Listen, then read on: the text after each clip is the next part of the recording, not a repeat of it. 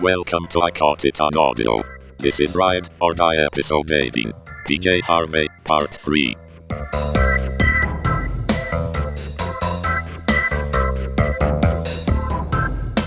Hello and welcome to I Caught It on Audio. Today we are continuing our Ride or Die series where we pick a band and do a deep dive into their complete discography. This is part 3 of 4 for our PJ Harvey series. We're going to cover the albums Her, White Chalk, and Woman a Man Walked By.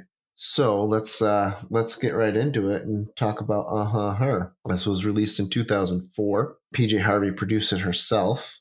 Had 3 singles: The Letter, You Come Through, and Shame. And it looks like there was a little bit of time between.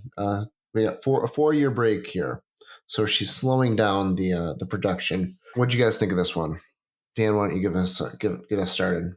Her was really, really good. I really liked it. It's the first one that what I read was that it's the first one she played everything except for drums on for about 10 years. And her playing is great on it. My highlight songs I liked every song other than Seagulls on this album. I gave it the old thumbs up. The Seagulls is perfectly fine in the context of the album, but I don't want to hear Seagulls for a minute as an actual song right. on shuffle. Right. But I didn't dislike it. It seems like it makes sense to have it as a little interlude in the album. But all the actual songs I really liked. My highlight songs were Life and Death of Mr. Badmouth, Shame.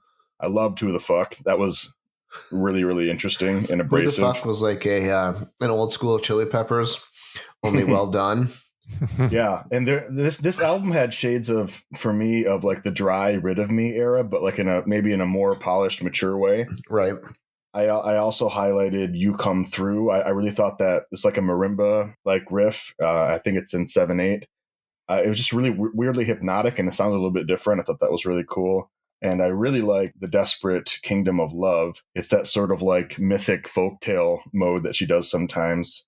Actually, I mean, I liked everything she did in this album. I thought it was great. I don't know if it's better than To Bring You My Love, but it's pretty high up in her discography. Dave, what were your thoughts? I really liked it too. I've got just about everything thumbs up, and I think maybe the ones that I didn't were just oversights. Like I was enjoying the song too much that it didn't reach to thumb it up.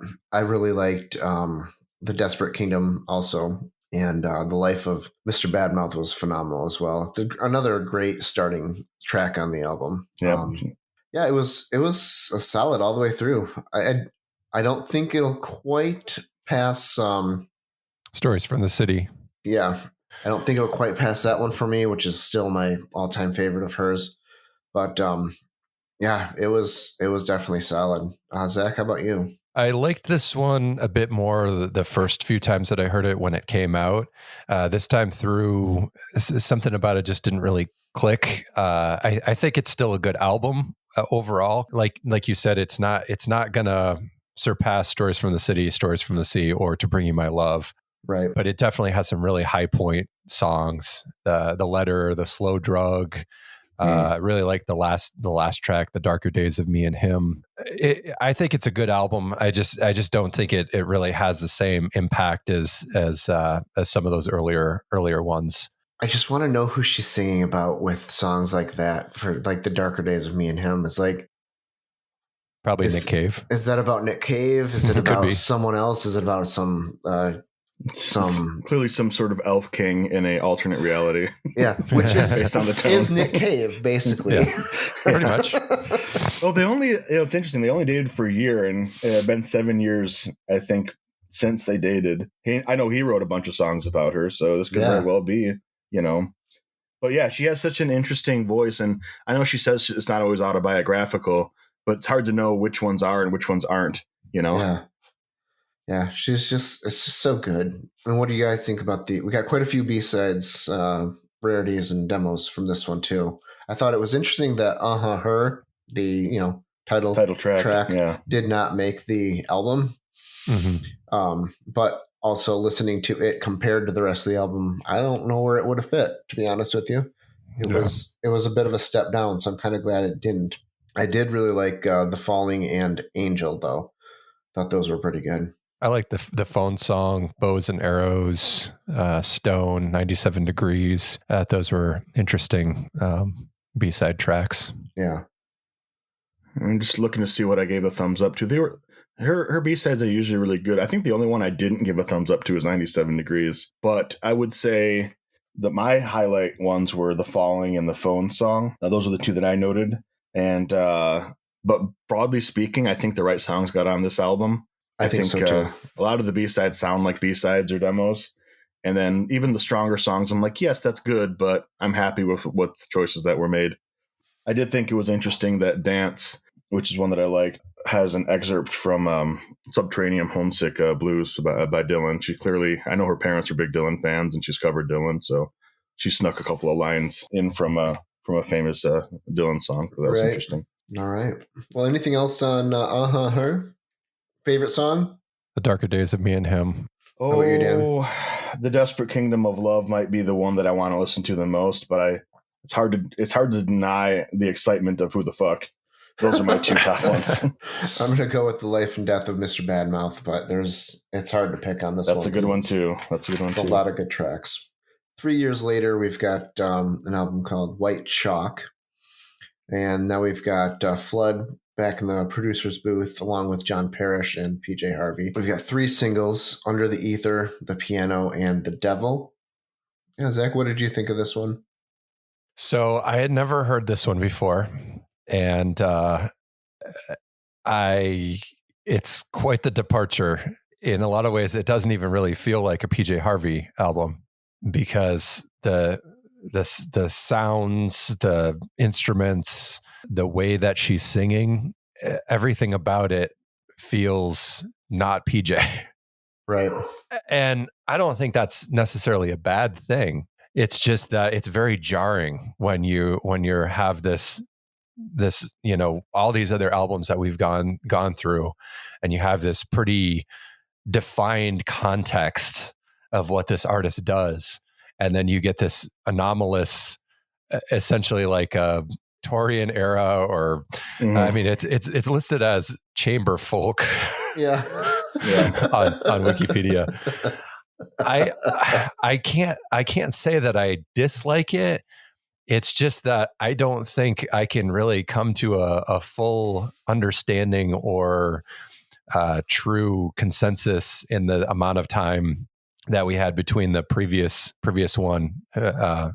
recording and this one. Yeah.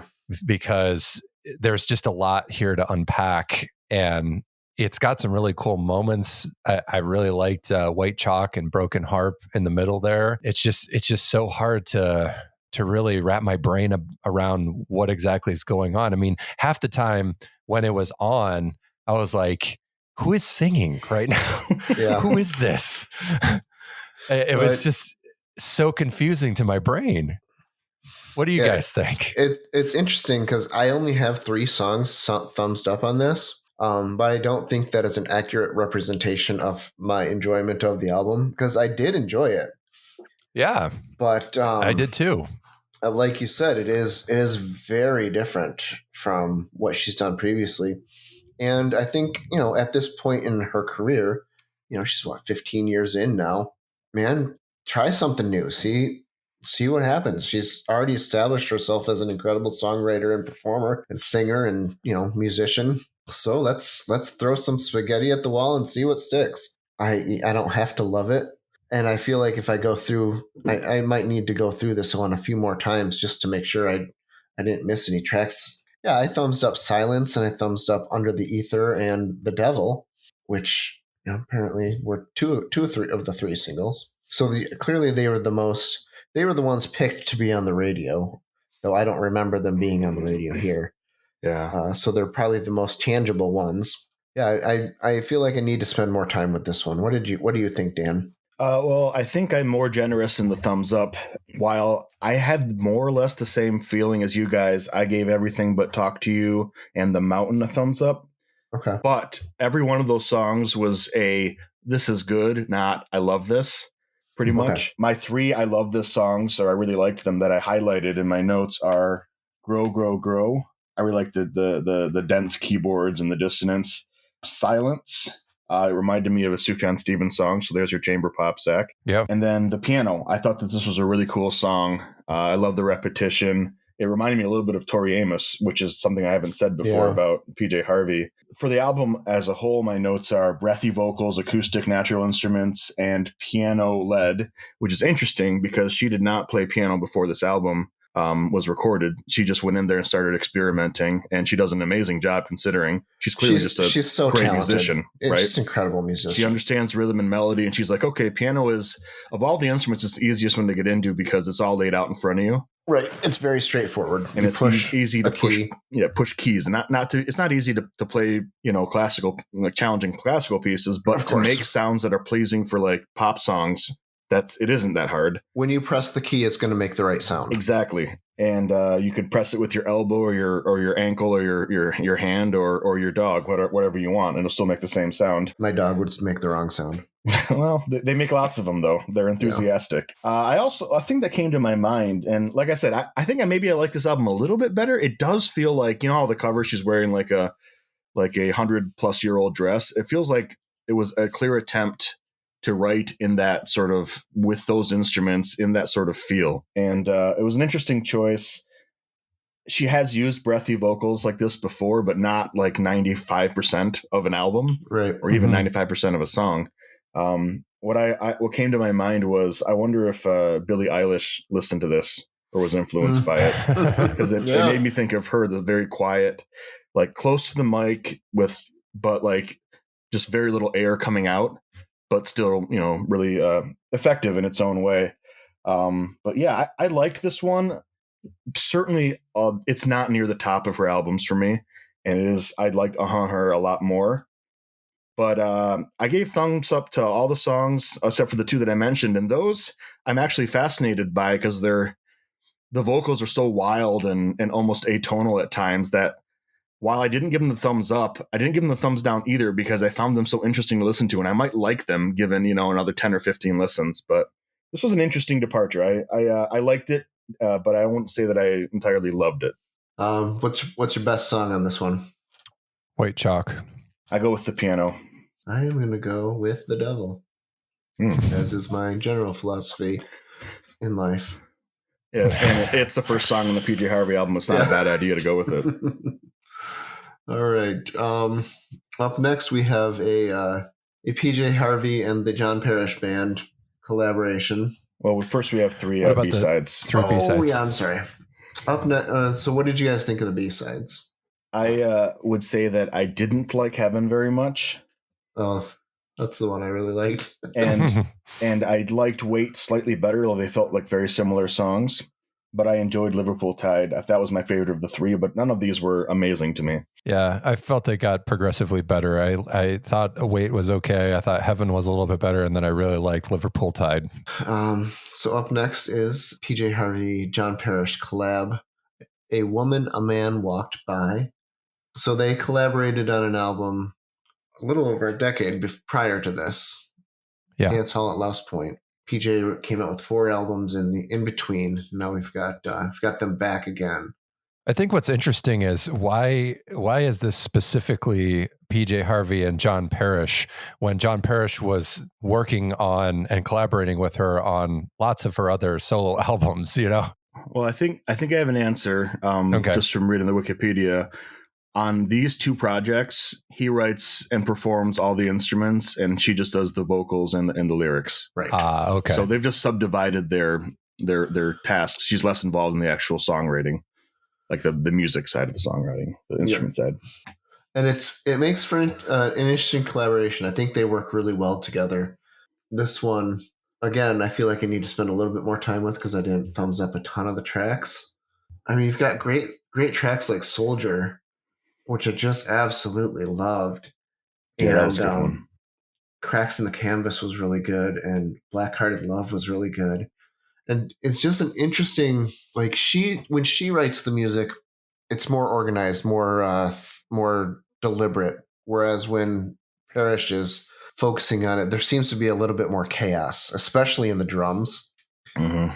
And it's a really neat change in tone. And I feel like it also allows her to do more with the vocals, like because she can focus on the vocals, and I get more out of her vocals on a lot of these tracks than on the other ones. I don't know. What did you guys think of this one? That was a good continuation of the dance hall at Louse Point. I think the instrumentation, the writing has evolved quite a bit. Yeah. And I think this is much more enjoyable than that earlier album. A lot more high points. Yeah, like you mentioned, Black Hearted Love, the opener track. That one's to me it was like a journey. Mm-hmm. Starts at one point and then it kind of keeps morphing and changing and gets to another point at the end. I liked the sort of operatic vocals on Leaving California. The Chair was another good one. Really interesting bass, and like you said, the Soldier was really cool. So good. I like the interplay of the instruments and how there was lots of sparsity throughout. Mm-hmm. Overall, I'm in the same boat. I really need to spend more time with it, but I think it's overall pretty interesting, pretty good stuff. Dan, what do you think? I broadly agree with your guys' take on it. I think it is more listenable than the previous collaboration, song by song. Yeah, and but I would say also, Dave, you're right. or John Parrish, rather, when he's writing the instrumentals, he's like, I got to fuck this up a little bit and like throw some weird rhythms or some dissonant, dissonant chords or some make this really noisy, which makes it really interesting and it makes it different feeling than most PJ Harvey stuff. I mean, not that her stuff is all the same sounding, but it's a different thing they do. I would say that I actually thumbs up all but Pig Will Not and Passionless Pointless, which is interesting because I think my two of my favorites are The Soldier and Cracks in the Canvas. Yeah. And once again, my notes for those two are, for Pig Will Not, this is a bit much for me, but they're clearly having fun. Right. And my notes for Passionless Pointless is, this is not enough for me, but they're clearly, they're trying to do something. Like Passionless Pointless, I was like, this is one of the rare boring, there's not a whole lot going on songs on their collaborations. Right. But my highlighted tracks were Black Hearted Love, 16, 15, 14, Leaving California, The Soldier, and Cracks in the Canvas. And all the other ones, other than those two, the other 3 or 4 songs, I thought these are also good, but they're not among my favorites. But I do think that song by song, more of these were ones that I want to hear pop up than on the previous collaboration. All right. Well, we flew through these. Is there anything else you guys have on this section? Well, what do you guys? What's your favorite one from this collaboration album? I'd go with The Soldier. Yes, Soldier is definitely the best track on this one. I would pick Black Hearted Love. All right, and I will say that's definitely the second best. Of these 3 albums, which one do you choose? I'd choose Her. That's the best one for me. Zach? Yeah, I would also pick Her. Mm-hmm. Yeah, I'm with you on that too. The other two, they're interesting in what they're doing, but I love that. I love Her. They feel like experiments, and that's great, and also necessary for, I think, the sanity of people making music. And I would say they're successful experiments too. Yes. Yeah, definitely. They did some really cool things, but I love the classic PJ Harvey sound in Her. Yeah, it's definitely very recognizably like sort of classic era, first few albums, PJ Harvey, and that really works for me because I really like those early albums. Yep. All right. I think I know the answer to this, but at this point through season 3, are you ride or die? I know I sure am. Yeah, I still am. Yeah, I'm impressed. I'm once again mildly annoyed at myself for not pursuing her more. Absolutely. Back in the 90s. I liked everything I heard. I didn't go out and buy the albums. That's the great thing is I don't love every song, and sometimes she does stuff where I'm like, boy, you went for it and didn't quite work for me. But the majority of the songs I genuinely enjoy. There's some amazing stuff she does that I don't feel like anybody else could do. And I think she's pretty great. Yeah, without a doubt. All right, so that was part 3. We've got one more section. We're going to cover Let England Shake, the Hope 6 Demolition Project, and the recently released I Inside the Old Year Dying. Did I copy that correctly? Is that actually easy for you to say? Yes. I inside the old year dying. Yep. Well, there you go. Yeah, that one just came out this summer. So, Okay. Cool. Actually, by the time you hear this, it'll be last year's summer. Yeah. This is going to be our first one, the first episode of the new year. So tell us in the comments: are you a PJ Harvey fan? Did we miss anything on these albums that we should have pointed out? Do the algorithm things and like and subscribe. And then if you want more content like this, you can find everything we've done at 64tacos.com. And if you really liked it, go to buymeacoffee.com/64tacos and you can buy us a taco. Thanks for listening.